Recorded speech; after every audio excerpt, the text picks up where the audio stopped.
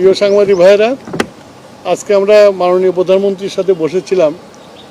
আর পৃথিবীতে যে আজকে সমস্যাটা সৃষ্টি হয়েছে মধ্যপ্রাচ্যের যুদ্ধের জন্য এবং স্বাভাবিকভাবে জ্বালানি উদ্বিগ্নতা মানুষের মধ্যে বেড়েছে, আমরা ওনাকে ব্রিফ করলাম।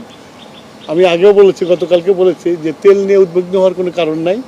আমরা রেশনিংটা করেছি এই জন্যই যে একটা অনিশ্চয়তা আছে, যুদ্ধটা কতদিন চলবে, সেই জন্য আমরা একটা রেশনিং করেছিলাম। কিন্তু মানুষ এই রেশনিংটাকে ভয় পেয়ে স্টক করা শুরু করেছে। আসলে আমাদের তেলের কোনো অভাব নাই। শুধু তাই না, আগামী 9 তারিখে আরও 2টা ভেসেল আসছে। সুতরাং তেলের কোনো সমস্যা নাই।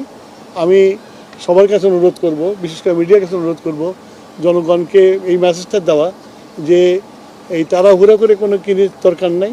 আমাদের কাছে মজুদ আছে, আমরা পেট্রোল পাম্পে তেল দিচ্ছি এবং চলবে। এটার জন্য লাইন দিয়ে সারা রাত জাগার কোনো প্রয়োজন নাই। মানুষ তেল গেলে তেল পাবে। একদিকে লাইন দিচ্ছে, আবার অনেক জায়গায় পাম্প, আজকে কয়েকটা পাম্পে তেল পাওয়া যায় না। পাম্প ম্যানেজমেন্ট ম্যানেজমেন্টে আমরা তো নির্দিষ্ট পরিমাণে তেল দিচ্ছি। এখন কোনো পাম্প যদি জলদি বিক্রি করে ফেলে, তারপরে তো পাবে না, তারপর পরের দিনের জন্য ওয়েট করতে হবে। সেটার জন্য আমরা মনিটর করছি, আমরা দেখবো যাতে এরকম কম হয়, সেটা দেখবো আমরা। সেটা মানুষের মনের মধ্যে ঢুকতে পারবো না আমরা। আমাদের কন্ট্রোলিং যা আছে, আমরা কালকে থেকে আমরা মোবাইল কোড নামিয়ে দেবো, সব রকমের ব্যবস্থা আমরা নিয়েছি। এখন যে রেশনিং করা হচ্ছে 2 লিটার করে মোটরসাইকেলে, এটা করে তো একদিন পর পরই যেতে হচ্ছে অনেক। এটা কি আর একটু বাড়ানো যায় কিনা? না, আমি তো বললাম যে আমার মজুদ আছে, কিন্তু ওই যুদ্ধ কবে থামবে কেউ তো আমরা জানি না। তা আগে থেকে আমার ঘর ঠিক করতে হবে না, সঞ্চয়তে রাখতে হবে না? সেই জন্য আমরা এই সঞ্চয়টা করছি। আমাদের আরও 2টা ভেসেল আসছে 9 তারিখে। সুতরাং আমাদের যে শর্টেজ পড়ার কোনো সুযোগ নাই। তারপরেও যেহেতু যুদ্ধ চলছে, তা আমাদেরকে খুব হিসাব করে চলতে হবে। কতদিন চলবে যুদ্ধের উপর ডিপেন্ড করে। এটা মানুষের, এটা মানে আমরা সবাই করি। এটা খালি মানুষকে বলে লাভ নেই, সবাই করি, যে মজুত করার চেষ্টা করি।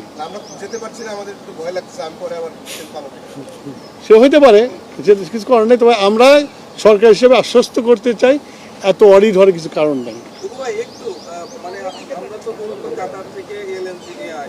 আমি অত ডিটেলসে যাব না। আমাদের অল্টারনেটিভ, কাতার ছাড়া অল্টারনেটিভ ব্যবস্থা আছে, আমরা চেষ্টা করছি সব জায়গাতে আনার জন্য। বললাম যে আমাদের 2টা ভেসেল আসছে 9 তারিখে।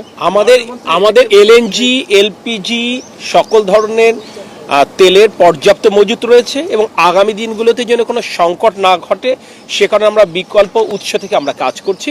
আমরা আপনাদের মাধ্যমে দেশবাসীকে এই অনুরোধটাই করতে চাই, আতঙ্কিত হওয়ার মতো কিছু নেই, কিন্তু বৈশ্বিক পরিস্থিতি বিবেচনায় আমরা সতর্ক হব, সকলে সচেতন থাকবো, এটুকুই আহ্বান। ধন্যবাদ। আসসালামু আলাইকুম।